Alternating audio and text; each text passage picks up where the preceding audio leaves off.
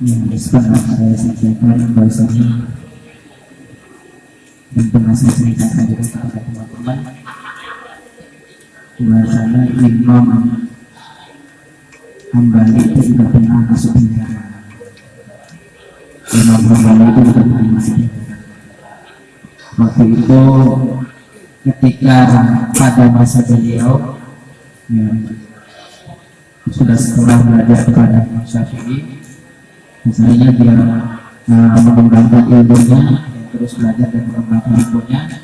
Waktu itu pada masa Khalifah Al-Ma'mun ya, dan tiga khalifah sebelumnya, itu di tempat beliau berada, saya lupa di mana itu berkembang paham Mu'tazilah.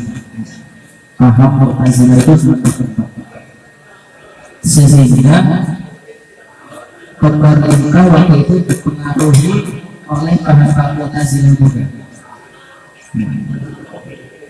Ketika pemerintah dipengaruhi oleh paham Mu'tazilah, otomatis pemerintah pun ikut pemikirannya seperti paham Mu'tazilah, sehingga orang-orang ahli sunnah, bukan orang Jawa, ahli sunnah saja, yang sunni ibaratnya, yang berpindah sunni, itu dimusuhi oleh orang Mu'tazilah. Makanya harus sama dengan pemikiran Mu'tazilah. Mu'tazilah itu apa sih? Hukumnya pemikiran yang keluar dari akidah ahli sunnah. Bukan Mu'tazilah, singkatnya seperti itu. Nah, Mu'tazilah itu berpendapat bahwa Quran itu adalah makhluk, adalah ciptaan. Quran itu adalah ciptaan, bukan kalamullah. Quran itu adalah makhluk, adalah ciptaan. Nah, pemerintah waktu itu memaksa semua orang Sunni harus mengakui juga. Imam-imam besar waktu itu disuruh mengakui bahwasanya Quran adalah makhluk. Kalau nggak mau ikut pemerintah, maka dimasukkan penjara dan dihukum. Nah, waktu itu Imam Hambali tidak mau. Ya, saya tetap berkokoh bahwasanya Quran itu adalah kalamullah. Saya tidak mau mengakui bahwasanya Quran itu adalah makhluk. Akhirnya tegas Imam Hambali tidak mau mengakui bahwasanya Quran itu adalah makhluk. Ini ditangkap, masuk ke dalam penjara. Nah, waktu itu ada salah seorang berkata kepada Imam Hambali, "Ya Syekh, kenapa kok tidak diakui saja? Kan bisa berkata di lisan, hatinya tidak."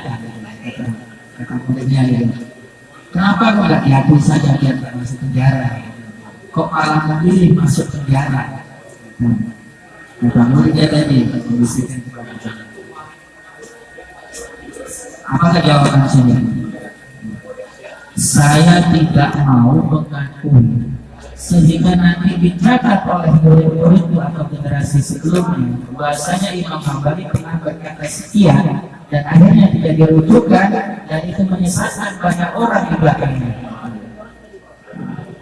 Jadinya mempertahankan akidahnya demi masa depannya, sehingga tetap tidak mau mengakui bahwasanya Imam Hambali mengakui bahwasanya Mu'tazilah atau Quran itu adalah makhluk. Dia tetap bersikap bahwasanya Quran itu adalah kalamullah. Yang sangat yang sedikit dikeluhkan oleh Imam Hambali waktu itu, takutnya ketika nanti saya dicambuk, karena hukumannya waktu itu selain penjara dicambuk sama bupati. Takutnya ketika saya dicambuk saya tidak kuat. Hanya itu yang saya takutkan. Bukan berarti saya takut dengan apa-apa. Yang saya takutkan hanya itu. Takutnya ketika saya dicambuk saya tidak kuat untuk menahannya, sehingga hati saya jadi beliau tetap berusaha yakin kepada Allah, terus lagi berdoa dan hukum di penjara. Kita aja di penjara. Imam-imam besar banyak di penjara. Nah, itu unsur politik sebenarnya, unsur politik yang mempengaruhi pemerintah. Nah, setelah itu berjalan waktu sampailah khalifah 3 generasi waktu itu diganti oleh khalifah Al-Mutawakkil. Al-Mutawakkil. Al-Mutawakkil ini udah mulai condong kepada Sunni. Khalifahnya tidak lagi Mu'tazilah, tidak dipengaruhi lagi oleh Mu'tazilah. Sudah mulai dia kepada Sunni. Akhirnya pemerintahnya sudah berganti, jajarannya berganti, cara pemikirannya pun berganti, dan akhirnya sedikit condong kepada Sunni. Akhirnya dia mulai senang kepada Imam Hambali. Itu masih di penjara. Akhirnya dikeluarkan lagi, Imam Hambali dikeluarkan, masih dikeluarkan, dan dia dijadikan salah satu penasihat di istana waktu itu.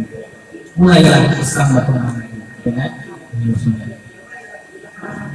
Nah, bahkan Mu'tazilah masih ada sampai sekarang, ada di sebagian kelompok yang masih Mu'tazilah. Artinya Mu'tazilah ada Jabariyah. Jabariyah itu tidak mengakui kodok dan kodarnya Allah. Ini dalam rukun Islam dipokok saja. Kodok di iman, dalam iman rukun imannya dipokok saja. Iman pada kodok kodarnya dibuang. Tidak mau Jabariyah. Jadinya kita sebagai akhir berusaha untuk ikut tetap kepada ahlu sunnah. Ya, kita berusaha untuk selalu tetap ikut kepada ahlu sunnah. Karena pemahaman seperti itu untuk di era sekarang ini semakin dikemas semakin halus, semakin cantik kemasannya, semakin cantik kemasannya, sehingga orang yang belum bisa membedakan A dan B secara jelas itu gampang terpengaruh dengan hal seperti itu. Nah, kita berusaha untuk makin kuat dengan keimanan musuh. Nah, dari cerita ini bahasanya andai kata Imam Hambali itu mau ya kan, walaupun hatinya tetap kepada Allah itu, berapa orang yang sesat di belakangnya ketika itu dijadi rujukan dalil pakai itu ya kan, bahasanya pernah mengakui bahasanya Quran adalah hatinya enggak bisa kita mengatakan Quran itu adalah makhluk. Quran itu adalah kalamullah yang sudah ibaratnya yang sudah dituliskan. Sebenarnya Allah itu tidak berkalam seperti itu, maksudnya tidak ada suara, tidak bisa digambarkan dengan suara, tidak bisa digambarkan dengan tulisan. Tapi mana kalau Allah ya bisa kita menggambarkannya. Cuma itulah mukjizat Nabi kita Nabi Muhammad SAW, sehingga diberikan kalam yang seperti itu, dijadikan Quran sehingga kita masih bisa membacanya dikatakan sebagai zikir atau mengingat Allah. Terus ada lagi bahasanya seperti Imam atau Mbah Hasyim Asy'ari, misalnya pendiri NU, itu juga pernah dipenjara oleh Belanda, sampai dipukuli tangan beliau sampai waktu itu sampai sakit lah karena disisa oleh Belanda. Jadi yang banyak pejuang Islam itu yang mempertahankan keislamannya demi generasinya untuk tidak mengakui Zionis, ya kan?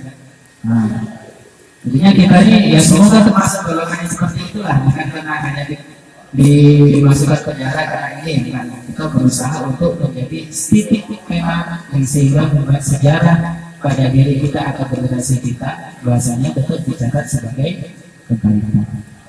Itu harapan banyak gitu. Jangan ceritanya yang buru-buru aja. Nah, terus ada cerita lagi. Andai kata kita itu kalau bisa kepada anak cucu kita besok cerita yang baik-baik, jangan cerita bahwasanya kita itu pernah masuk penjara gitu, misalnya gitu, atau saya ini pernah legal gitu, saya ini pernah nolong di sini gitu. Jangan, karena efeknya itu sangat buruk. Kenapa sangat buruk? andai kita bercerita gitu, walaupun itu sebagai dongeng atau apa, nanti ketika cucu kita mendengar itu, ya kan, akhirnya dia ikut, dia dengan dalih bahwa kakekku itu pernah seperti itu, bapakku pernah seperti itu. Nah, menutupi keburukan kita kepada generasi kita, itu madornya lebih sedikit ketimbang kita harus menceritakan keburukan kita. Gak usah diceritakan, harus tutup aja. Yang tahu cukup kita dengan beberapa orang atau kita hanya kepada Allah. Gak usah menceritakan. Itu masa lalu udah kendang. Agar kita itu tidak menjadi panutan bagi anak cucu kita. Repot gitu. Nanti sedikit-sedikit, bapakku pernah kayak gini, sedikit-sedikit, kakekku pernah gini, kan gak enak gitu loh. Nah itu menjadi contoh buruk ya kan, menjadi contoh buruk. Nah makanya sebenarnya baik-baik aja, tutupi bagaimana caranya kita menutupi hal tersebut, agar tidak menjadi panutan, tidak menjadi dalil bagi mereka yang generasi muda.